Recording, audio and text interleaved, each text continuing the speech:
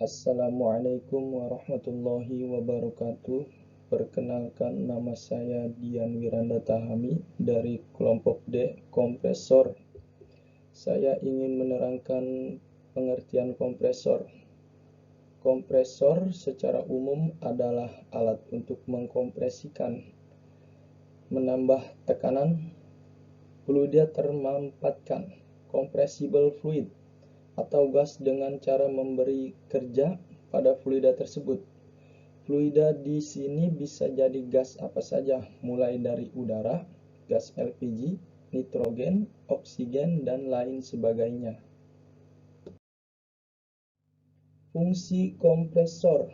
Dalam kehidupan sehari-hari, kita sering menjumpai gas-gas bertekanan dalam kehidupan kita. Entah itu memang dibutuhkan dalam kondisi bertekanan, seperti udara dalam ban mobil, dan sistem turbocharger pada kendaraan, atau penyimpanannya yang harus bertekanan, seperti LPG dan oksigen dalam tabung. Namun masih banyak fungsi kompresor, antara lain: kompresor udara adalah kompresor yang sering kita jumpai. Kompresor ini berfungsi untuk menaikkan tekanan udara dari lingkungan menjadi udara bertekanan. Kompresor pada alat elektronik. Alat elektronik juga menggunakan kompresor sebagai salah satu komponennya.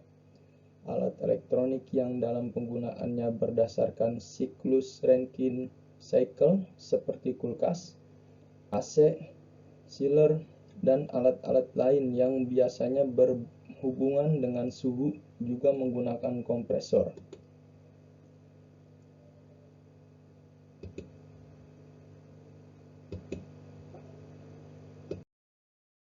Kompresor pada sistem turbocharger. Bagi penggila otomotif tentu familiar dengan sistem turbocharger pada mobil. Turbocharger merupakan sistem dengan dua komponen utama, yaitu turbin dan kompresor. Turbin memanfaatkan energi yang masih terbawa oleh gas buang dari ruang bakar untuk menggerakkan poros kompresor.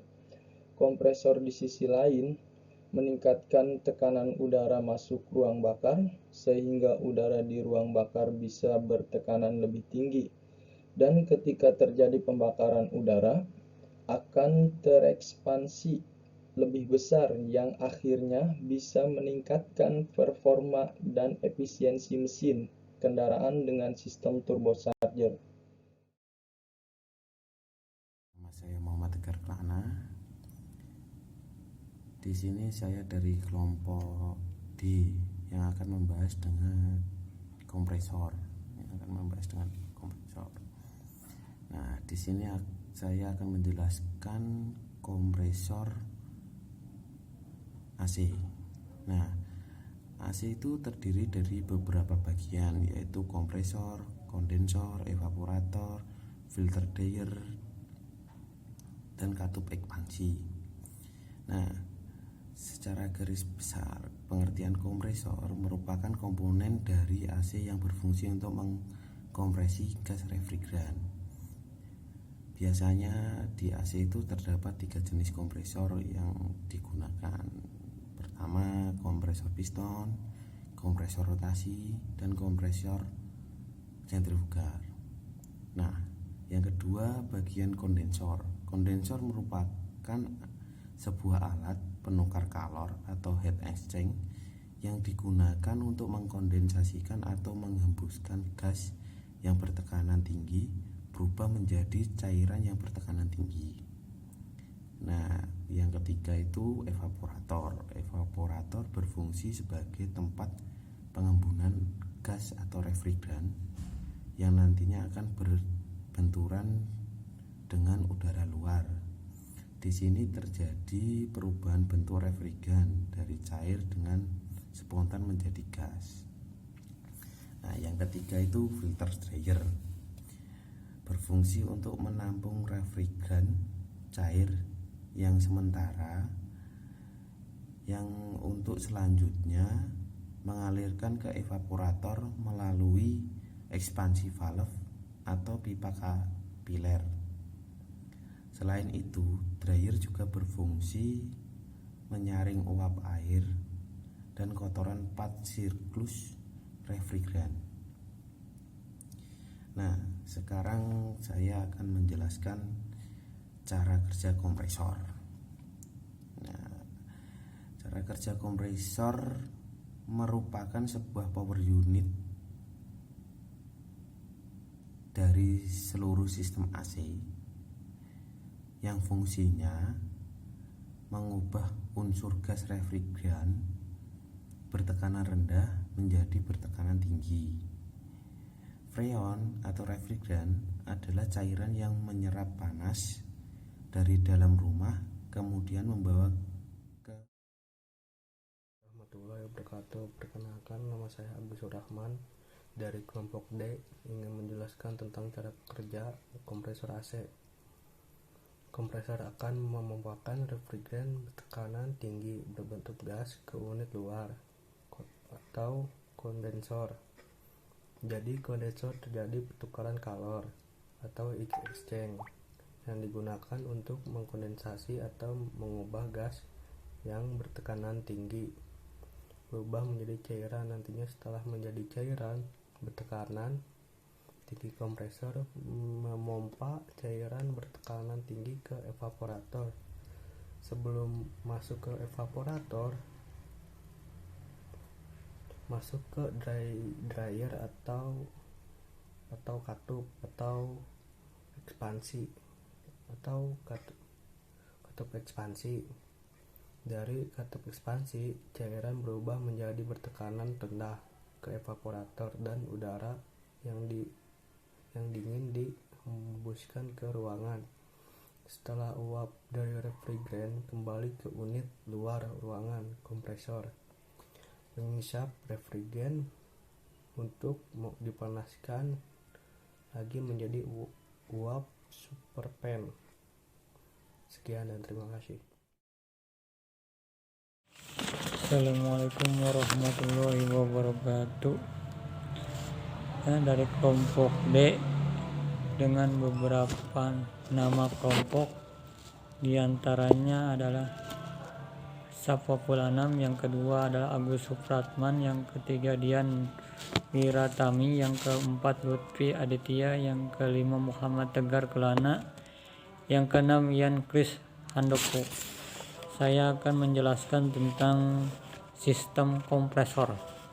Kompresor mempunyai bahan pendingin dan ke seluruh sistem. Gunanya adalah untuk mengisap gas tekanan rendah dan suhu terendah dan dari evaporator dan kemudian menekan gas tersebut sehingga menjadi gas dengan tekanan suhu yang tinggi, lalu dialirkan ke kondensor. Jadi kerja kompresor adalah untuk menurunkan tekanan di evaporator sehingga bahan pendingin cair di evaporator dapat menguap pada suhu yang lebih rendah. Mengisap gas bahan pendingin dan evaporator lalu menekan tekanan dan suhu gas bahan pendingin tersebut dan mengalirkan ke kondensor sehingga gas tersebut dapat mengembun dan memberikan panasnya pada medium yang mendingin kondensor. Di sini ada 3 macam kondensor yang banyak dipakai pada mesin-mesin pendingin. Di antaranya yang pertama adalah kondensor torak. Kompresor dikerjakan oleh torak. Yang kedua adalah kompresor rotasi. Kompresor yang dikerjakan oleh blade atau fan dan roller. Yang ketiga adalah kondensor sentrifugal. Kompresor sentrifugal tidak mempunyai alat-alat tersebut. Kompresor timbul akibat gaya sentrifugal yang terjadi karena gas diputar oleh putaran yang tinggi, kecepatan dan impeller. Di sini ada beberapa. Assalamualaikum warahmatullahi wabarakatuh. Saya Yankris Handoko. Di sini saya akan menjelaskan komponen sistem refrigerant pada kompresor. Ini gambarnya. Jadi refrigerant yang keluar dari evaporator ini berada pada fase gas jenuh. Gas jenuh, tetapi suhunya masih berada pada suhu T1 sama dengan T2. Setelah menjadi uap jenuh, evaporator menyerap panas dan membuangnya ke lingkungan dengan cara menaikkan suhu refrigerantnya supaya suhunya lebih tinggi dibandingkan dengan suhu lingkungan. Refrigerant yang sudah berada di fase gas jenuh itu pada tekanan T2, dia ditekan atau dikompres oleh kompresor sehingga mengalami tekanan yang lebih tinggi yang berada pada fase superheat gas. Jadi dia naik dari gas jenuh ke superheat gas ini, sehingga suhunya akan lebih tinggi daripada suhu lingkungan karena dia akan membuang panasnya. Untuk mengkompresi kita butuh usaha, maka dari itu di sini adanya kompresor untuk mengompres yang energinya didapat dari sebuah listrik. Jadi di dalam kompresor itu ada yang namanya blade pack atau fan blade yang berputar energi dari luar yang dipampatkan untuk menaikkan tekanan dan suhu dari T2 menjadi T3. Ketika dia sudah keluar dari kompresor, refrigerant menaikkan suhu dan tekanannya, dan nilai entalpinya pun naik. Entalpinya di sini naik dari evaporator H1, H2, dan H3. Tingkat energi entalpi yang dikeluarkan dari kompresor entalpi keluarnya lebih tinggi dibandingkan entalpi masuknya. Sekian dari saya, penjelasan komponen sistem refrigerant pada kompresor. Terima kasih. Assalamualaikum warahmatullahi wabarakatuh. Baik, saya akan menjelaskan penjabaran persamaan aliran energi pada kompresor dengan menggunakan kaidah hukum kekeralan energi. Di dalam sistem terbuka di mana ada massa yang masuk pada kompresor dan juga ada massa yang keluar pada kompresor itu sendiri. Seperti ini. Ini massa yang masuk dan ini massa yang keluar. Dalam keadaan. Jadi didapat dE per dt sama dengan EI dot dikurang EO dot. EI dot itu sendiri laju energi yang masuk dan EO dot ini dan laju energi yang keluar. Oke, dalam keadaan steady state maka tidak diakumulasikan. dE per dt sama dengan 0 dan EI dot dikurang EO dot sama dengan 0. Maka EI dot sama dengan EO dot. Maka laju energi yang masuk itu sama dengan laju energi yang keluar. Oke, pada saat M dot ini masuk itu kan membawa aliran refrigerant sendiri itu masuk. Itu terdapat M dot itu kilogram per sekon. Saat masuk ini terdapat dua komponen yang masuk ke kompresor, yaitu dayanya M dot itu sendiri kan membawa tiga jenis laju energi seperti entalpi, kinetik, dan potensial. Nah, yang satunya lagi itu kerjanya kompresor itu sendiri, ya. Setelah melewati proses kerja kompresor, aliran refrigerant keluar status itu sama dengan aliran yang masuk, ya, yang membawa entalpi, kinetik, dan potensial. Oke. Maka setelah dijabarkan terdapat EI dot sama dengan EO dot, maka ini M dot H2 ditambah setengah dikali M dot dikali V2 kuadrat ditambah M dot dikali gravitasi ini GH dan Z kuadrat ditambah W kom ini kerjanya kompresor itu sendiri itu dalam satuannya watt. Oke, sama dengan, nah ini itu laju energi yang keluar M dot dikali H3 setengah ditambah setengah dikali M dot dikali V3 kuadrat ditambah M dot dikali G dikali Z3. Nah, pada saat aliran refrigeran masuk sini, setelah saat ini kan di H2, nah ini H2, dia tuh naik dapat H3. Jadi saat kompresor itu tuh aliran refrigeran itu naik suhu dan entropinya. Nah, setelah dijabarkan rumusnya terdapat seperti ini tulisannya. Nah, karena ada energi yang sama itu tidak terlalu berbeda jauh nilainya, maksudnya tidak signifikan lah bedanya, jadi itu boleh diabaikan. Seperti kinetik, laju energi kinetik yang masuk dan yang potensial yang masuk ini bisa dihilangkan, dicoret, dan ini yang keluar juga kinetik yang keluar di potensial juga dicoret, boleh.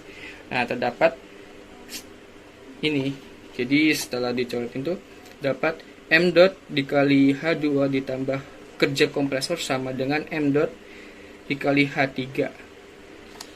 Oke. Jadi ditukar, kerja kompresor sama dengan M dot dikali H3 dikurang M dot dikali H2.